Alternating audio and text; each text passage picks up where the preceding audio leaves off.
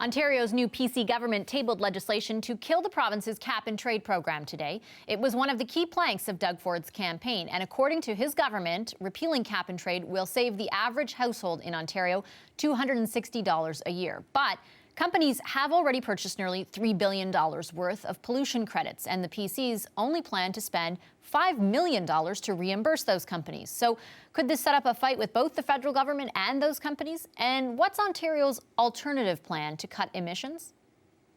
Joining me now from Queen's Park is Ontario's Minister of the Environment, Rod Phillips. Hi, Minister Phillips. Thanks for being with us. Good afternoon, Vashi. Great to be here. So, Minister, you say it'll cost about $5 million to compensate companies based on this decision to withdraw from the cap-and-trade system. Other estimates, outside estimates, pegged that figure out more like over $2 billion. That's a huge discrepancy. I've seen how you've broken down the various amounts you feel you won't have to pay, but did you get a legal opinion on that?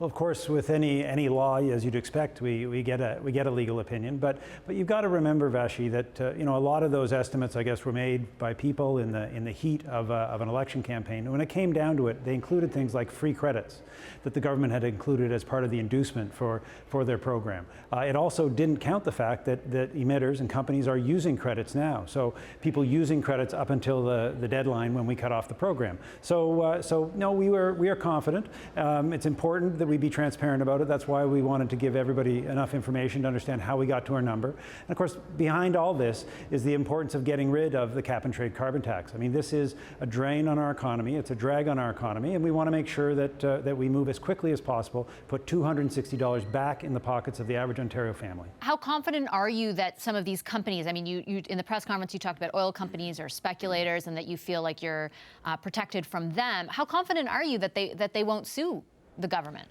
Well, we think we've presented a very fair and reasonable framework, something that makes sense. Again, when credits were given for free, or in the case of the big oil companies or the natural gas companies, those are organizations that were able to recover the costs of the cap-and-trade program as it was ongoing. So, do you know that they've actually recovered all that money, though, and that the additional costs won't be passed on to consumers based on your choices? Well, of course, our objective is to reduce the price, and so because of the actions we've taken today, we'll be cutting these costs, and money will go back into consumers' pockets. But for example, the natural gas companies go through a regulated process.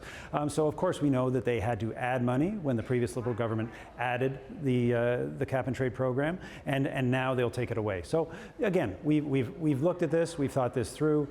We want to, as quickly as possible, get that $260 into families' pockets. Can you guarantee, though, to Ontario taxpayers that your government won't be sued by these companies? Have you talked to the companies? Are you sure that they won't sue you?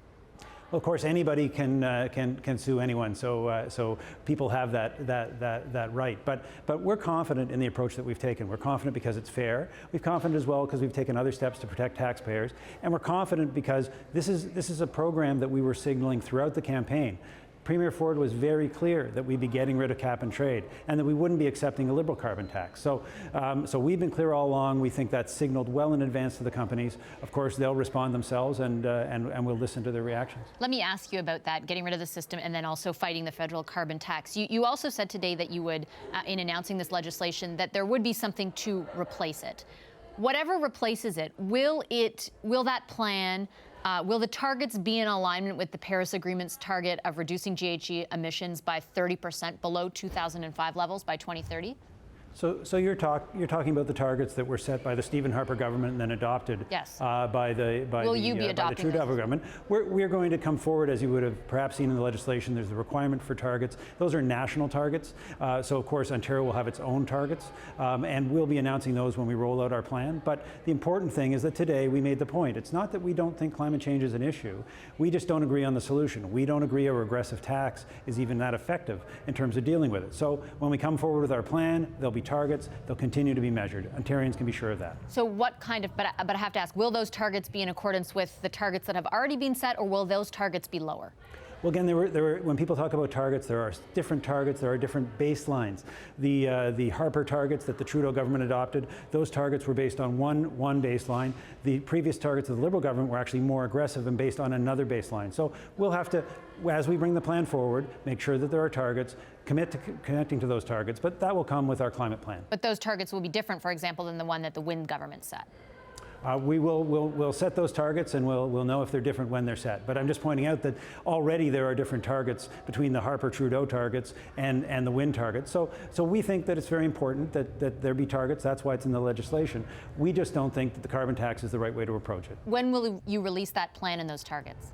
So that plan will follow, but the first thing we had to do was get rid of the old plan that we didn't think was working. We just thought the price was too high for Ontario families, and we want to put that $260 back in people's pockets. We also want to move on to the 10-cent a litre gas tax cut, and it was very important that we take this first step. But our plan on climate change will follow, but we're going to be making sure that it's aligned as well to things that families can afford. With respect, though, what does will follow mean? Will it happen, for example, before the deadline the federal government has set for each province to release their plan, being September 1st of this year? Will it be released before then? So we'll be clear. Unfortunately, what I heard from Minister McKenna is unless a plan has a carbon tax, unless you're willing to tax people for the use of their cars, unless you're willing to tax people, that the federal government isn't even interested in looking at a plan. Now, I hope that will be different, and I hope they'll be interested in our plan, and we'll certainly bring it forward on a timely basis. But so before today, September 1st? But today our message is about, it's good that we've gotten rid of the carbon tax regime, and it'll be good for Ontario families. We'll bring forward a carbon tax plan. We have only been in government for 3 weeks. We're working pretty quickly on these things. As I said in my press conference, we'll be bringing forward a practical plan around things like conservation, things like air and water quality, and things like the reduction of greenhouse gases. It's important. I understand the point you're making that you guys are new, but you are making a big policy decision in getting out of this system. So I'm just asking for a clear timeline on when you might advise Ontarians of the replacement plan. Will it be before the fall? And that's not an arbitrary deadline. That's the one that the feds have set up. Yeah, and as I said, the problem with the ones the Fed set up is if it's not their kind of plan, if it doesn't involve a tax, then they're not interested. But we'll still bring our plan forward. When it's about to be there, I'll be happy to come back on Power and Politics and talk to you about it. Okay, I'll leave it there. Thanks a lot, Minister Phillips. Appreciate your time. Thank you. The Ontario government claims it can pull out of the province's cap-and-trade program for as little as $5 million and still intends to meet some kind of emissions targets without imposing a carbon pricing plan. But the province won't say what those targets will be or when they'll be revealed. So is that enough of a plan to calm business nerves, or is the new government just blowing climate change smoke? It's time to bring in the Power Panel. Joining me now in Toronto, public affairs consultant with Enterprise and Insight Canada, Tiffany Gooch. And here with me in Ottawa, Tim Powers is the vice chair of SUMA Strategies, and Kathleen Monk is a principal at Earnscliffe. Hi, everyone. Nice to see you. Hello. Thanks. Tiffany, why don't I start with you? Does the PC climate plan add up for you? Can they actually pull out of a program that sold nearly $3 billion in cap-and-trade allowances for just $5 million? Sure. So first of all, it's not a plan, it's the dismantling of a plan. And so find it quite interesting that a lot of the communications that have come out of today have been that there should be some sort of orderly wind down, and it doesn't seem orderly at all that you would start by dismantling something without coming forward with what the new plan should be. However, I will say that although the bill came forward to repeal this afternoon, I don't have confidence that that will pass before fall. My sense is that this special sitting that's taking place this summer will rise before it gets to a third reading. So with all of that in mind, really the hope is that something comes forward, some sort of new plan that shows what the direction or the vision is going to be, because at this point, dismantling what took place before doesn't mean a plan of any sort. Tim, sorry, Kathleen. Well, that's the irony, right? Like Rod Phillips is a former businessman himself. And the one thing that businesses want is stability, predictability, knowing where the market is going. And today what he's done is, in fact, pull out a plan, exactly what Tiffany just said, dismantled a plan, and in a very unorderly way, or a very unmanaged way, has not presented to the business community what's going to go in its place going forward. Is it just the looming threat of a federal tax that will be implemented as of January 2019? At $20, what is it, $20 per ton, or is it something else? I find it surprising that he could do the interview that he just did on this show and not feel like he had to present a plan to Ontarians. What we know from this government so far is they've reversed, turned back the clock on health education, on sex ed education, and now they're turning the clock back on basic climate change principles that the polluters should pay. That's what the cap and trade program was supposed to do. It was put a limit on how much emissions polluters could do, right? And that the polluter should pay. And Rod Phillips and his government think that that doesn't need to be done anymore.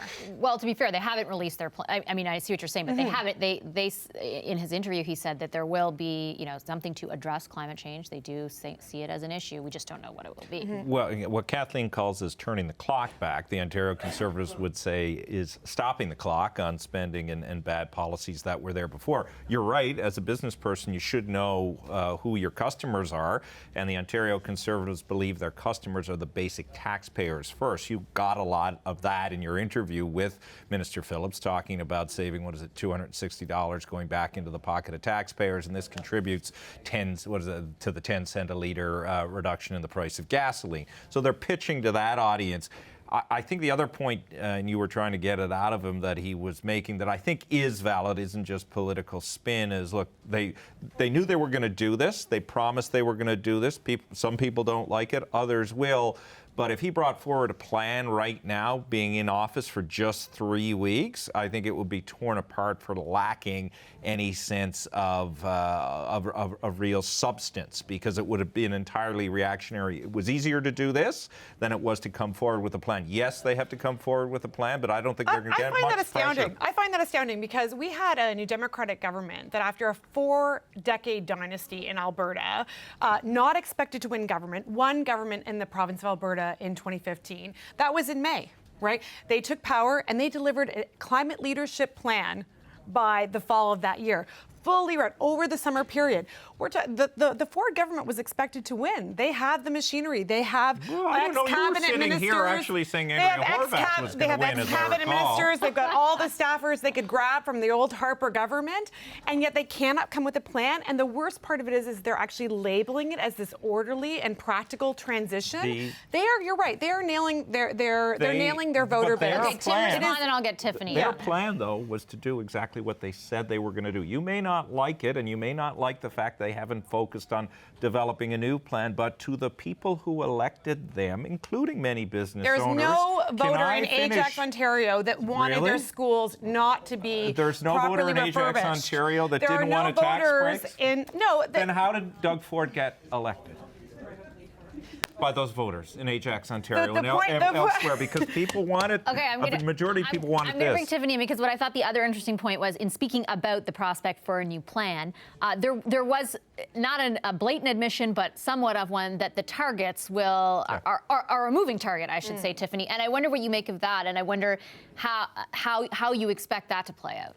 Yeah, so I think obviously they're not oblivious of the timeline that has been put in place by the feds. And so this is another one of those cases of two agendas that are contradictory to one another. And so they wanted to be able to frame how they'll be going forward. I almost heard in your interview with him and in the House today as Minister Phillips was speaking, this idea and the precedence here that nothing that they bring forward to the feds will be good enough, and so it doesn't matter what they bring forward in the fall. If it happens in the fall, it seems like there's a moving target timeline. It'll be in a timely basis. We don't know exactly how long it's going to take to bring something. And so I think there's a framing here that they're in trying to reframe what the approach should be from the feds, but keeping in mind that the cap and trade system in Ontario began as a conversation between provinces and regions because of inaction from the federal government at the time. And so it's a really interesting shift now to see inaction from a province and what will have to come should there continue to be inaction from the federal government. But as Tiffany said and Rod Phillips pointed out, governments of the time, again, whether we like it or not, get to make these choices. Stephen Harper started down one path, Justin Trudeau went down another, Kathleen went down a particular path. This government is going down this path. There will come a time when they will have to get past the taxpayer version of all of this and get to how this actually contributes to the remission of greenhouse gases. They're not there yet. I don't think they're overly worried about it yet, and I think they're also content to have that fight unfold with the feds in September and have something imposed upon them. Just quickly, what we will know soon is that Ontario's watchdog, fiscal watchdog, will be looking looking into this change and the repealing of the cap and trade policy by Rod Phillips and the Doug Ford government, and see the actual cost it'll be to taxpayers. And that's going to be fascinating because we'll see if the efficiencies work for Doug Ford there. Well, I think the other interesting part of this was that, and I started off the conversation with it, the idea that they've sort of broken down what they think they have to pay in compensation and boiled it down to, the outside estimates. Well, there's $2.8 billion in credits that have been bought, and they think they're only going to have to pay about $5 million. And I wonder, I guess, how realistic that is. I have no idea how realistic or not that is. They do have this also this other group that's in there looking at efficiencies. Yeah. It's going to be a lot. I've never seen a battle around carbon pricing and emission reduction that isn't filled with all sorts of numbers, most of which are never right from all governments. And all of that revenue that was meant to refurbish our schools, that was helped to pay for the infrastructure of our roads, to help families in their homes get energy efficient lighting or windows or doors, they're all now canceled. So actually what's hurting the taxpayer, or if you want to say, in Doug Ford's terms, Joe and Vicky SUV in the suburban areas, it's hurting them actually. There's not going to be $260 in their pocket. What's going to be is that their schools won't be properly furbished. But at the end of the day, this is what the funding was supposed to go to. But from a strategy point of view, at the end of the day, isn't it now going to be the federal government putting a tax on people in Ontario? And a certain constituency of voters will see it that way. And the federal government has said those rebates will go back to those. But we had Heather McKenna on last week, and she could not tell us in what form, in what fashion, during what time. There was no and apparently nor can Rod Phillips. So that's 2 for 2. It's just too damn bad Andrea Horvath didn't get elected, and we wouldn't have this problem, would we? I had to get it in. Sorry. Agreed. Thanks. One more vote right here. Okay, we're going to